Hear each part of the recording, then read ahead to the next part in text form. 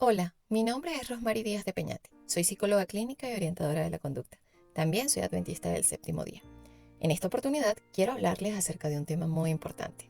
Una vez un hijo le preguntó a su padre, ¿de qué tamaño es Dios, papá? Y el papá le dijo que Dios era grande. Y el niño entonces le dijo, para que entonces Dios viva en nosotros, tiene que estar una parte adentro de nosotros y otra parte afuera. Y esta es una buena descripción de cómo es que Cristo debe vivir en nuestras vidas. Si Jesús vive en nosotros, debemos estar completamente llenos de Él, pero esto no se puede quedar solamente en nosotros, sino que debe trascender de nuestra forma de hablar, pensar, vestir y actuar a lo que todos puedan observar. Quiero iniciar el tema de esta oportunidad haciéndoles una pregunta. Y la pregunta es, ¿qué es la influencia? ¿Qué es la influencia? Bueno, la influencia es la habilidad de persuadir a alguien para que esa persona piense o actúe del modo que uno desea. Esta es una habilidad de liderazgo. Ahora les hago otra pregunta. ¿Cuándo se influye en la vida de alguien? Bueno, se influye en la vida de alguien cuando se es capaz de afectar la vida de esa persona, ya sea en la toma de decisiones, en los hábitos o en los mapas de pensamiento de esta persona. ¿Y qué es un mapa de pensamiento? Una forma de pensar, una perspectiva, una visión de lo que esa persona puede considerar que es algo o cómo funciona algo. Ahora les hago una tercera pregunta. ¿Qué es un influencer?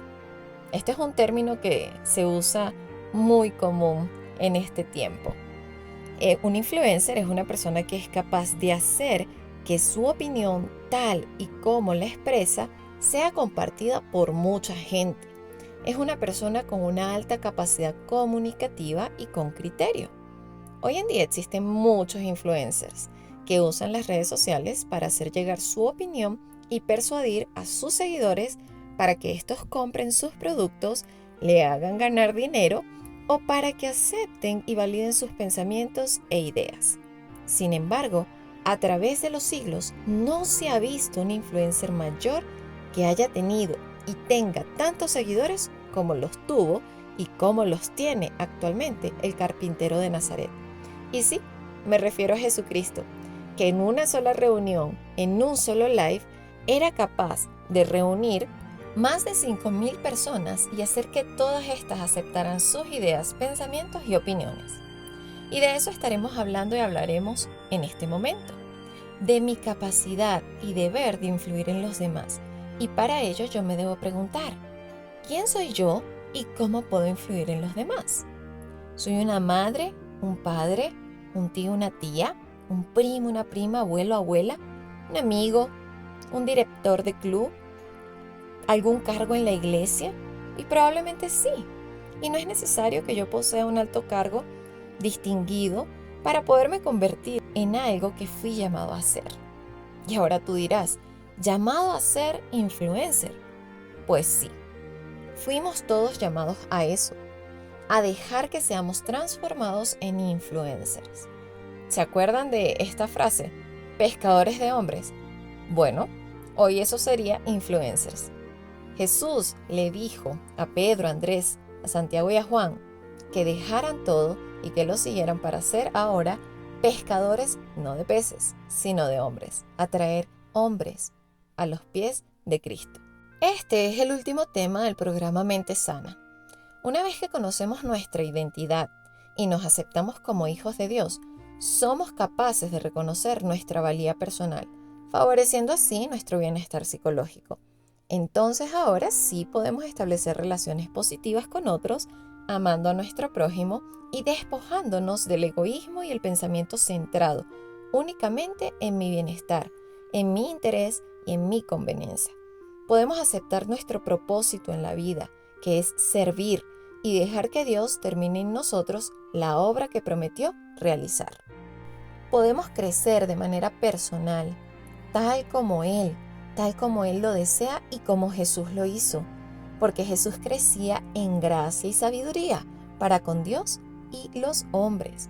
Podemos desarrollar la autonomía a través del libre albedrío con el que fuimos creados, que son temas que ya hemos escuchado, y siendo completamente libres en Cristo, llegando finalmente a la dimensión que nos dio la cita en este momento, que es la capacidad de influir en los demás.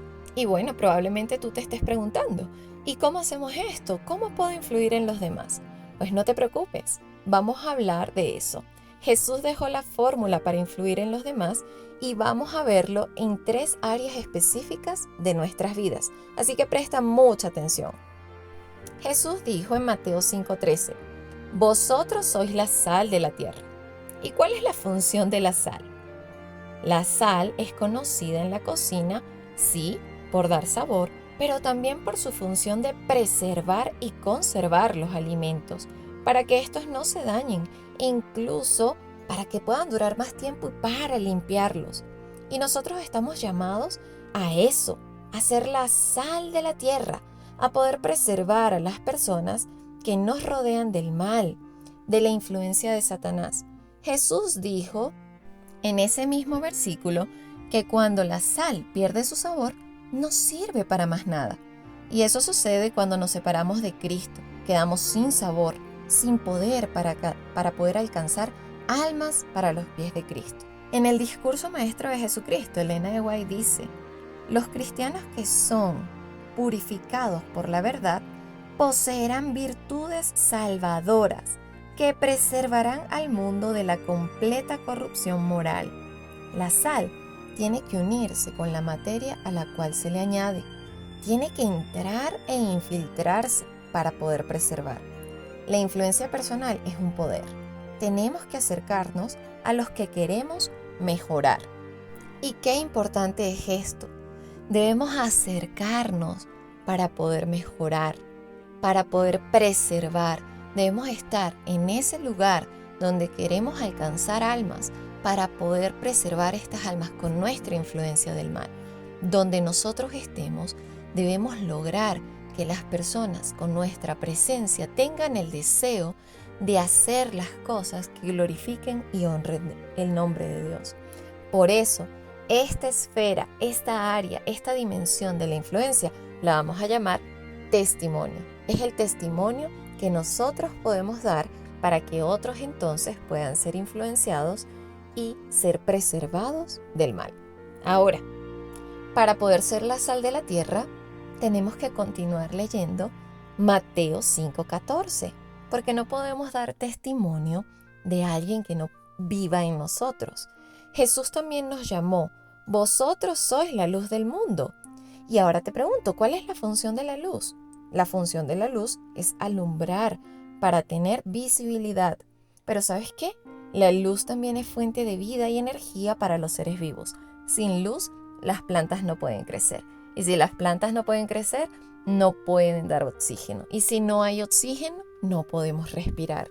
Entonces, estamos llamados a influir de tal manera en las personas que demos visibilidad a Jesús, que alumbremos para que las personas conozcan la fuente de vida eterna.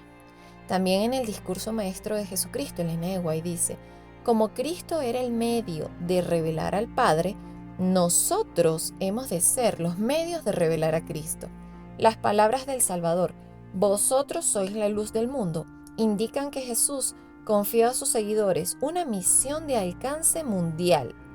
Si Cristo mora en el corazón, es imposible ocultar la luz de su presencia. Cuando el hombre une su voluntad a la voluntad divina, serán entonces la luz de Dios en su generación, como lo fue José en Egipto, Daniel y sus amigos en Babilonia, Mardoqueo en Persia.